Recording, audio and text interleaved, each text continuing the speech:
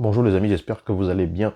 Je vous partage ici deux conseils pour obtenir la coopération de votre homme dans votre relation. J'espère que cette vidéo va vous apporter un plus si vous êtes en couple et que vous avez l'impression que votre homme ne vous aide pas. Vous lui reprochez régulièrement de ne pas participer aux tâches de la maison, de ne pas vous soutenir. Vous vous sentez vraiment seul. C'est comme si vous avanciez tout seul dans la relation et vous lui faites des reproches régulièrement. Et plus vous le lui dites, plus il continue de le faire. Plus vous le lui dites, plus vous avez l'impression qu'il n'écoute pas ce que vous dites. Il se ferme dans son silence, il devient de plus en plus évasif lorsque vous lui posez des questions et il s'irrite lorsque vous lui faites ce genre de remarques. Si c'est le cas, regardez cette vidéo dans laquelle je vais vous partager deux conseils, mais d'abord nous allons faire une expérience que je vais vous demander de jouer véritablement, à laquelle je vais vous demander de participer parce que comme ça, les conseils vont vraiment vous aider.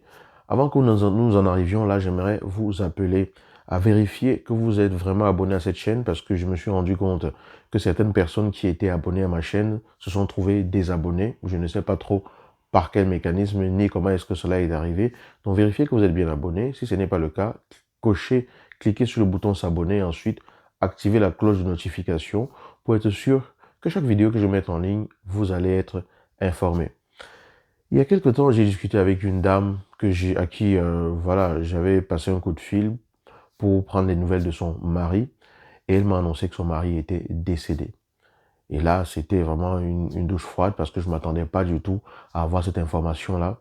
Elle m'informe que son mari est décédé et on en discute et voilà, je vois vraiment sa détresse, sa souffrance, je vois combien elle est dévastée et tout. Et en même temps, elle est reconnaissante d'avoir eu cet homme dans sa vie et elle se rend compte que sans lui, elle est totalement désemparée. Et elle me dit vraiment, on dit souvent que les hommes ne font rien, mais c'est quand ils ne sont pas là qu'on se rend compte de tout ce qu'ils géraient, parce qu'ils étaient mariés depuis plus de 30 ans, et effectivement, il y avait beaucoup de choses que son mari gérait, mais voilà, maintenant qu'elle se retrouvait dans la situation où elle devait le faire elle-même, elle se rendait compte que ce n'était pas aussi simple que cela. Si vous êtes dans la situation où vous avez l'impression que votre conjoint ne vous soutient pas assez, vous voulez obtenir plus de coopération de sa part, je vais vous demander de faire l'exercice que j'ai à partager ici avec vous. Je vous invite tout simplement à prendre une feuille de papier et à vous installer tranquillement. Vous prenez un stylo et je vais vous demander de rédiger la journée type de votre partenaire. Ça veut dire quoi? Ça veut dire que vous allez, d'après vous, écrire ce que votre partenaire fait tous les jours, du matin au soir, ou même sur une semaine, peu importe, comme ça vous arrange. Écrivez sa journée type et écrivez les choses auxquelles, d'après vous, il participe pour pouvoir aider votre relation, votre foyer, votre famille peut-être à aller de l'avant. Notez tout cela, tout ce qui vous vient, tout ce que lui, il fait et que vous ne faites pas, tout ce que lui, naturellement, il fait et qui ne relève pas de votre responsabilité. Je vais vous demander simplement de noter cela. Il n'y a pas de jugement à faire, il n'y a pas à dire oui, ça il le fait pas bien ou quoi que ce soit. Notez simplement ce qu'il fait. Il n'y a pas à dire oui, ça il le fait pas très souvent. S'il fait quelque chose, notez-le simplement sur une feuille. Faites la liste de ce qu'il fait. Essayez de voir sa journée. Depuis quand il se lève le matin, ce qu'il fait de la journée, ce qu'il fait quand il rentre à la maison, comment est-ce qu'il participe, les courses peut-être qu'il fait, les démarches peut-être qu'il fait pour vous au niveau administratif, tout. Notez tout ce qui vous vient. Et une fois que vous allez noter tout ce qui vous vient, je vais vous demander simplement d'avoir de la gratitude pour cela.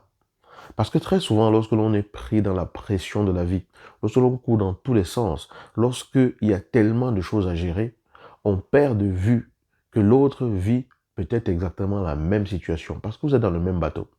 Vous êtes sous pression tous les deux. Sauf que un homme, globalement, ils sont pas tous pareils, n'exprime pas forcément tout ce qu'il vit comme la femme l'exprime parce que elle est un être globalement émotionnel qui a besoin d'exprimer cela pour rester en relation. Un homme n'exprime pas forcément tout ce qu'il vit, tout ce qui le dérange, tout ce qui le perturbe par rapport aux choses qu'il a eu à réaliser dans la journée et ce qui peut donner l'impression, effectivement, qu'il ne fait rien du tout. J'ose espérer et croire que si vous êtes en relation avec une personne et que vous vous projetez toujours à continuer avec cette personne, c'est que ça veut dire que vous trouvez quand même quelque chose dans cette relation qui vous permet de rester dans cet équilibre-là.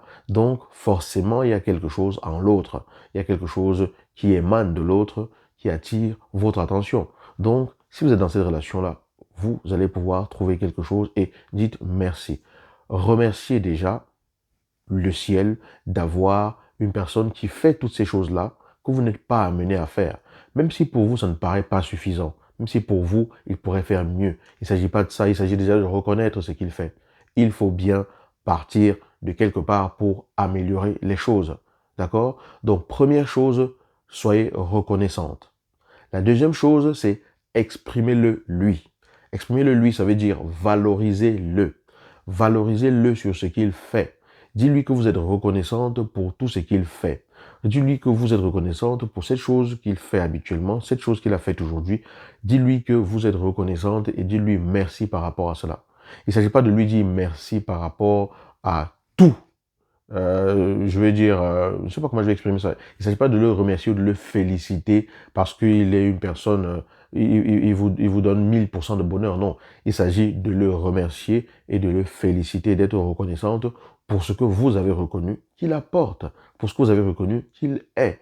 Parce qu'il est temps que vous posiez un peu, que vous observiez votre relation, que vous oubliez un peu la pression sous laquelle vous vivez à devoir gérer 15 000 choses en même temps et que dans tout ce tumulte, dans tout cet enchevêtrement de tâches que vous avez à faire, que vous posiez pour observer ce que cette personne à côté de vous apporte comme présence, comme contribution, comme, voilà, comme force dans cette relation et de le reconnaître. Il ne faudrait pas que les courses et les turpitudes de la vie vous écartent de la nécessité, de la possibilité de reconnaître cela. Donc, remerciez-le et reconnaissez-le et valorisez-le. Il faut partir de quelque part. Oui, il y a des choses à améliorer. Oui, on pourrait faire mieux, mais ceci est important. La troisième élément que je vous partage ici, et c'est là que vous devez vraiment bien écouter, c'est que une demande vaut toujours mieux qu'un reproche. Une demande vaut toujours mieux qu'un reproche. Une demande apporte plus de contribution de la part de celui à qui on l'a fait qu'un reproche. Ça veut dire que lorsque vous vous mettez à reprocher quelque chose à votre partenaire, à le lui reprocher tout le temps, à toujours lui mettre la pression par rapport à cela, à vous énerver par rapport à cela, vous réduisez votre probabilité d'obtenir une coopération de sa part. Parce qu'un reproche, c'est comme une attaque frontale. Et une attaque frontale, je vous mets au défi, si vous vous sentez attaqué par n'importe qui, vous allez avoir tendance à vous défendre. Vous allez avoir tendance à exercer de la pression en face pour vous protéger. Une demande, ça, c'est quelque chose qui vient vers l'autre, se met du côté de l'autre et amène l'autre à produire quelque chose qui va dans le sens de ce qu'on recherche. Donc, au lieu de passer le temps à reprocher ce qui n'est pas fait, ou ce qui n'est pas bien fait, ou ce qui n'est pas souvent fait, il est important d'exprimer une demande en disant ce que l'on aimerait, en exprimant j'aimerais que, j'ai quelque chose à te demander. Est-ce que ce serait possible que, est-ce que tu pourrais, une demande bienveillante, respectueuse de l'écologie de l'autre, vous apporte une plus grande probabilité d'avoir son écoute et sa coopération. Ça, c'est vraiment très important. Voilà. Voilà 3 éléments. J'ai dit 2 au départ, mais en fait, il s'agit de 3 éléments pour obtenir la coopération de votre homme et que je vous invite à explorer, que je vous invite à expérimenter. Ceci, je le dis pour votre homme, mais ça peut, comment dire, s'expérimenter aussi dans l'autre sens, hein, vers votre femme. Mais j'ai fait cette vidéo parce que elle m'a été demandée, et c'est une femme qui m'a demandé cette vidéo, et du coup, je m'exprime clairement aux femmes ici pour que la plupart des personnes qui vivent cette problématique puissent trouver des éléments de réponse là-dedans. Donc, première chose, je fais l'expérience et je liste tout ce que l'autre fait. Deuxième chose, j'exprime de la gratitude par rapport à ce que l'autre apporte comme participation dans la relation, dans notre vie en général. Troisième chose, je le lui exprime. Je lui exprime combien je suis reconnaissant. Il ne s'agit pas de donner une note sur son comportement global ou sur la relation en global, c'est valoriser ce qui est fait. Parce que lorsqu'on valorise ce qu'une personne fait, ça lui donne envie de faire plus.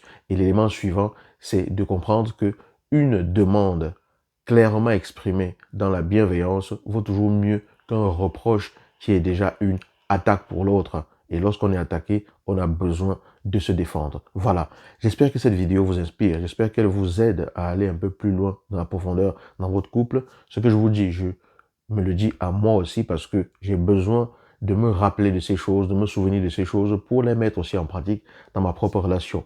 Parce que ce n'est pas parce que je vous le dis que ça veut dire que je suis le meilleur expert qui pratique cela à 100% tout le temps dans sa vie de couple. Mais ça me permet de garder cela à l'esprit, de me souvenir de cela, de me bouger. L'idée, c'est de se souvenir de ce qu'il y a à faire, de se bouger et de faire quelque chose de mieux pour améliorer la relation au quotidien, pour élever la relation au quotidien. Voilà. Allons-y, faisons ce que nous avons à faire, faisons l'expérience et apportons dans notre relation des éléments plus épanouissants pour l'autre, pour nous, pour l'ensemble. Parce que lorsque nous sommes épanouis, tout l'ensemble autour de nous l'est également.